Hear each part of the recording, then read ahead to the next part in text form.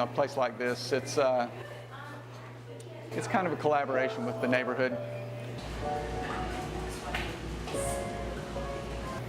The world was not quite what it is now at that point. Starbucks was maybe 3, 4 stores, and specialty coffee just wasn't a thing.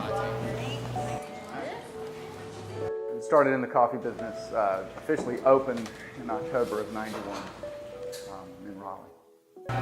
You just can't really understand how primitive the idea of coffee was. I can't tell you how many people I had to tell them what a cappuccino was and show them over the years. I mean, it was a huge learning curve early on for our potential customers as well as for ourselves.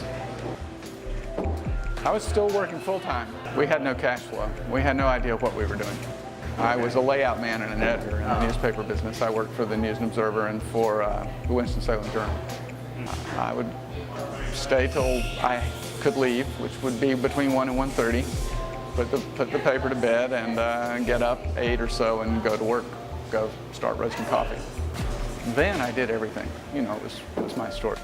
I would come in and open the store and make coffee and work the counter, and then I would go across the room and roast coffee. I mean, it was exactly what you think of when you think of a small business. And if you miss, you miss. I've certainly missed in the past. I've had a couple of stores that I had to close that just didn't grow.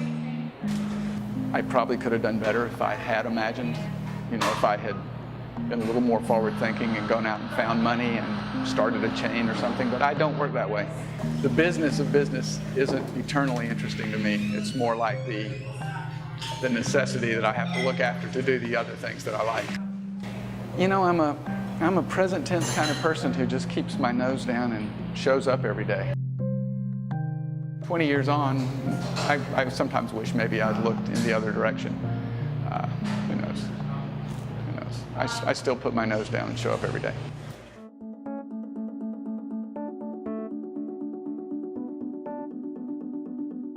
You know, it really slowly grew, but it's certainly been super accepted by Duke and hopefully appreciated. We certainly do. We appreciate it. The Duke shop is definitely very different. When they come in here, we kind of like to think of it as an escape from school when they come in here for the 5 or 10 minutes that they're in here.